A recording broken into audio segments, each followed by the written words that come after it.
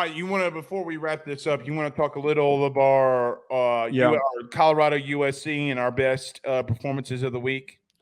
Yeah, I mean, to just be very direct about USC's defense, that defense sucks, dude. That defense is and USC fans, I don't care. You guys get so mad at me that like he's a homer, he's a Notre Dame fan, he's talking down on USC. Your defense sucks.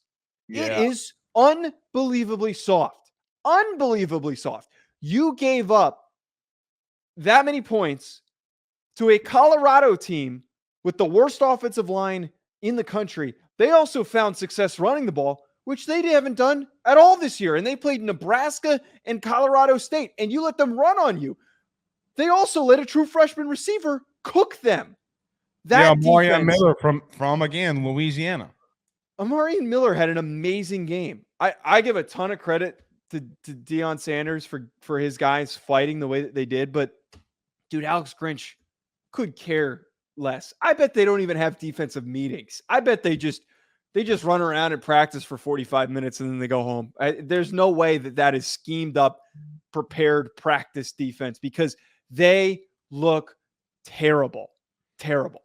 Here's the issue that I have, okay, with their defense. I don't mind. I told you this to start the show. I do not mind when really good quarterbacks go off, meaning Shedeur Sanders. Yeah. He's a really, look, man, if USC would have been in a situation where Shedeur Sanders just goes off, so be it, right? Like, okay, let's chalk it up. It's a great quarterback. He has some good wide receivers. They went off. You know, I agree with you on this. You know what bothers me if I'm a USC fan today is that a team that could not run the football on anybody ran for 193 yards on the ground. That's what bothers me. Hankerson, Sanders even got involved. Edwards, Horn had a long run. They legitimately, and none of them, here's the crazy part, none of them had 5 yards per carry, not one. Other than Jimmy Horn, not one. Shedeur Sanders using his legs makes this team a very different team. Now, I'm going to throw this out at you. I know that Colorado has a very tough schedule moving forward. Yeah. If Shedeur starts using his legs more, they're going to upset somebody that they're not supposed to. Oh, yeah. They will. Yeah. That running attack, that is the biggest bugaboo for USC. I don't know why Alex Grinch is still employed. I have no idea. Now, the one good thing for, like we talked about Notre Dame earlier, the one good thing is you're going to be able to run the football on them. If Colorado can do it, you're going to kick their ass. Bear Alexander got pushed around. I think, what was it, the Foreman kid a little? So they are so bad in the front seven. Tackett Curtis got pushed. I mean, they are just so bad.